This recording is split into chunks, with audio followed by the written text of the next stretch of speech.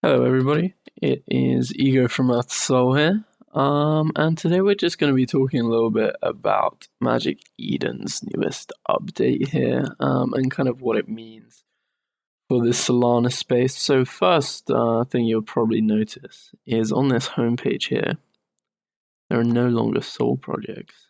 Yeah, that's right. All of these here are ETH projects, I believe. Maybe not the Launchpad ones. Yeah, Wacky is definitely not. We all know that. And at the top here, it obviously displays the SOL, and then it will display the ETH price as well as the current gas. Now, let's discuss what this means. So let's just take a collection. Bored Ape Yacht Club. Everybody knows it. It is the one NFT that everyone probably should know at this point. I'm not even going to lie. If you don't know this, you're not going to make it. You're not going to make it. Okay, so as you can see here, it looks like a normal ME marketplace, apart from this.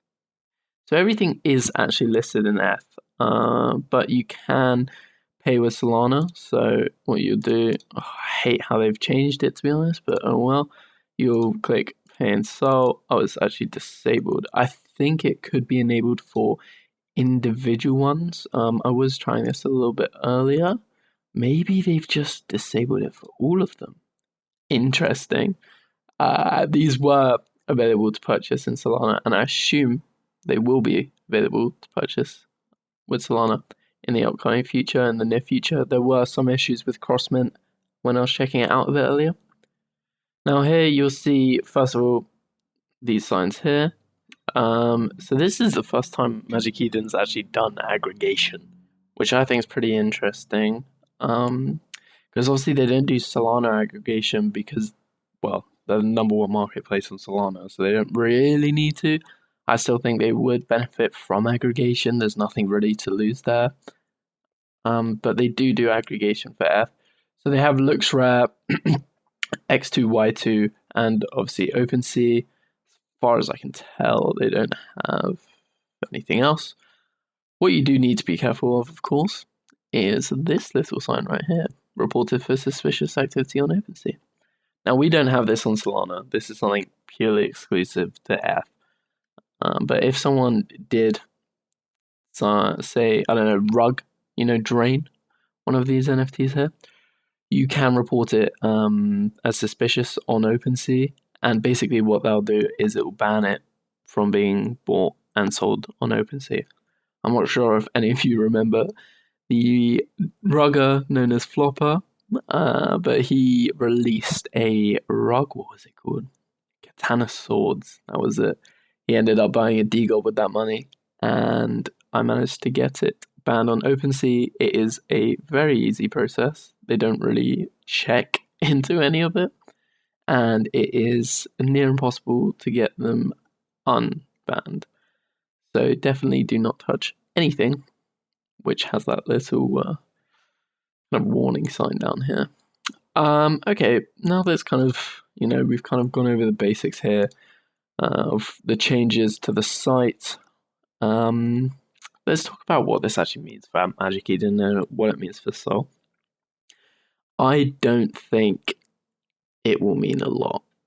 As someone who knows quite a few people over on ETH and having kind of come from ETH myself, it's not going to have any impact, right? Or I mean, short term, sure, there could be a few sales on here. Sure, they could potentially draw some volume over here, but the issue is that if you go to it, right? So say I had a Bored Ape, yeah, I would list it on any of these marketplaces. Why would you list it on Magic Eden? Like that, it makes zero sense for anyone on ETH to come over and list it on Magic Eden. Of course, Magic Eden could make developments into the strides into the ETH marketplace and take some volume off these. But for now, I mean, it's not realistic. I think probably out of all of these, I don't think any of them. All right, so they also have Rarible, but no, see, none of them are listed on Magic Eden. If we go to Putty Penguins, none of them are listed on Magic Eden. I'm pretty sure you can list them on Magic Eden, by the way, because Otherwise, there's no benefit for them. The only things they would be taking through aggregation, I assume aggregation, would be a percentage of the cross mint fees, and that's a maybe right there. And aside from that, it would purely just be kind of, volume. Well, the volume goes to the other side, so they would be making nothing unless you could list. But that is, I believe, the fundamental problem. There's nothing to draw F people over here. I mean, I think OpenSea has 2.5% transaction fee. MagicEden, as we probably all know, is 2%. Is that 0.5 gonna draw a ton of people? I'm not so sure on it. I think it's going to be on a bit of a flop. I mean, we saw Izu was the first drop, which launched both on Solana and Ethereum, and they minted for 0.2 Ethereum. They said, we've done a ton of research. We've done so much research, okay, guys? We've found the perfect mint price here of 0.2. Little did they know it was not the perfect mint price. They've severely overpriced their project. I think it looks like any other AI project out there. But I think this kind of shows, what the general trend for this stuff is going to be. I mean, this was the first launch on MagicEden, which had both Sol and Ethereum spots open. I mean, back when it was launching, there was quite a lot of talk about it. People thought this was going to be a sick project. But I think this really just shows kind of what happens. The reality of it. There is no driving factor to convert people from these Ethereum marketplaces over to Solana one. I mean, sure, it's cool. But aside from being cool, I don't see any real benefit here. Of course, I'm open to conversation. If there's anything you'd like to add, then my Twitter's down below. The comments are always open, or you can find me over in Accio Labs. Quick little shout out to the boys. Currently 1.12. We're getting an upgrade within the next 2 weeks. It's where I hang out. It's where some of the best alpha coolers in the space hang out. In my opinion. So yeah, why the art's like this is we just had a merge, but everything will be formulated into one. It is my preferred alpha DAO.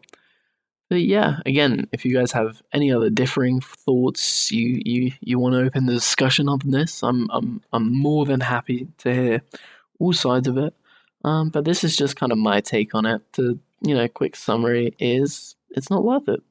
And it's not going to draw the attention of many people at all from Ethereum. Maybe there'll be a small cross-section of people that are into Sol and into Ethereum, but potentially mainly into Solana, and maybe they'll list on here. But again, the volume isn't here. The volume's, on OpenSea. As we all know, OpenSea is the number one Ethereum market right now. So if you list on here, you're not winning, because I don't think OpenSea even supports aggregation from MagicEden. I mean, I don't even know if they support aggregation at all. I can't even remember, but if they do, they certainly won't have MagicEden on there, so the volume's just not going to be there.